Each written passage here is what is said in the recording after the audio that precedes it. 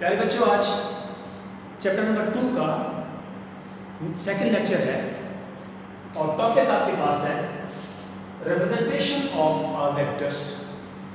एक वेक्टर को हम कैसे जाहिर करेंगे?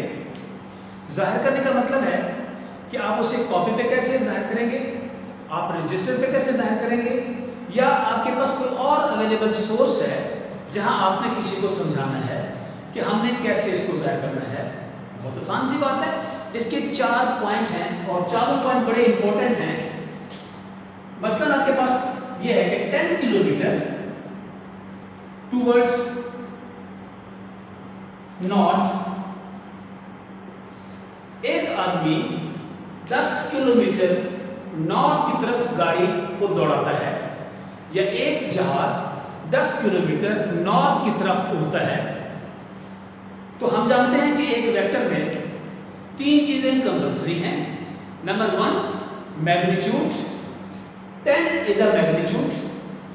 नंबर 2 प्रॉपर यूनिट, तो kilometre is a proper unit.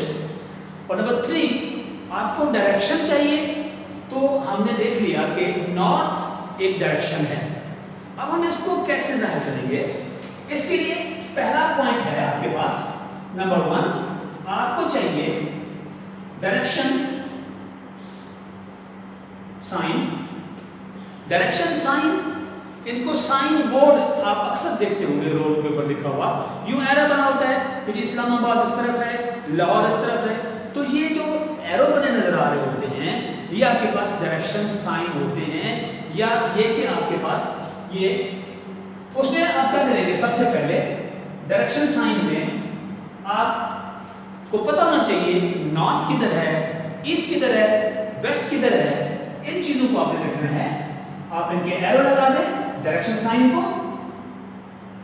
North हमेशा आपके अपोजिट आती है, साउथ, ईस्ट और वेस्ट। तो सबसे पहले हमें मालूम होना चाहिए कि हमारे साइन बोर्ड क्या कह रहे हैं, नॉर्थ किधर है, साउथ किधर है, ईस्ट किधर है, या वेस्ट किधर है। तो सबसे पहला पॉइंट आपने क्या करना है कि डायरेक्शन साइन लिखना है और इसको आपने बाकायदा शो करना है, दिखाना है कि ये डायरेक्शन साइन है। नंबर 2, अब चूंकि आपको 10 किलोमीटर कहा गया है, अब 10 किलोमीटर को आप कागज पे कैसे शो करेंगे?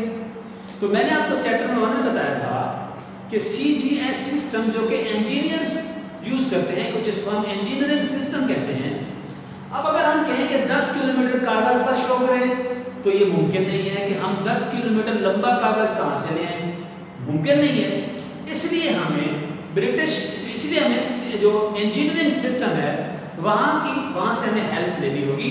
उसके मुताबिक सबसे पहले आप जो है वो सूटेबल स्केल बनाएं। सूटेबल स्केल, अब सूटेबल स्केल से क्या मुराद है कि 10 किलोमीटर आप ये कहें कि 1 मीटर बराबर है 1 सेंटीमीटर। या अभी अगर देखें, इससे भी आप अगर गौर करें तो सूटेबल स्केल अभी नहीं लग रहा, क्योंकि ये 10 किलोमीटर है।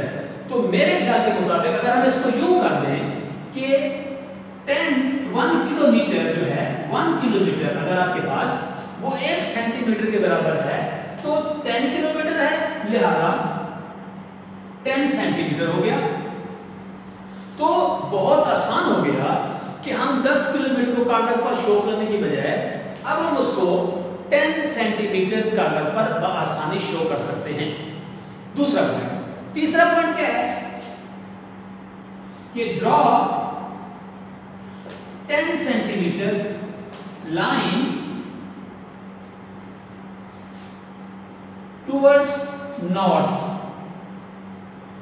अब हम कंफर्म हो गए कि अगर हमारे पास 10 सेंटीमीटर एक छोटे यूनिट में आकर हम 10 किलोमीटर को जाहिर कर सकते हैं, तो उस केस में फिर आपने 10 सेंटीमीटर लाइन गिवन डायरेक्शन, आपको नॉर्थ एक गिवन डायरेक्शन है, अब 10 centimetre line towards north show करनी है। तो नॉर्थ चूंकि अपवर्ड है, लिहाजा आपने 10 सेंटीमीटर नॉर्थ को आपने शो कर दिया। 10 सेंटीमीटर, ये आपके पास है 10 सेंटीमीटर लाइन।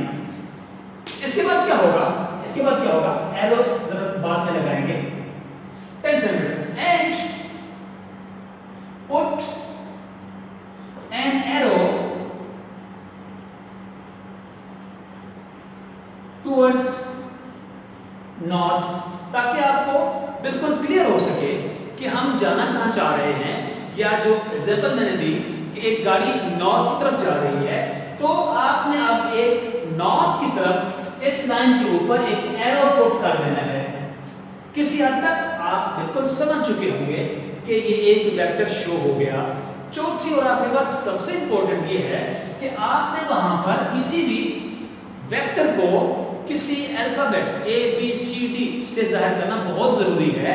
उसमें क्या करेंगे कि आप उसको कैपिटल ए, कैपिटल बी या व्हाटएवर एक्स वाई जी तक जा सकते हैं।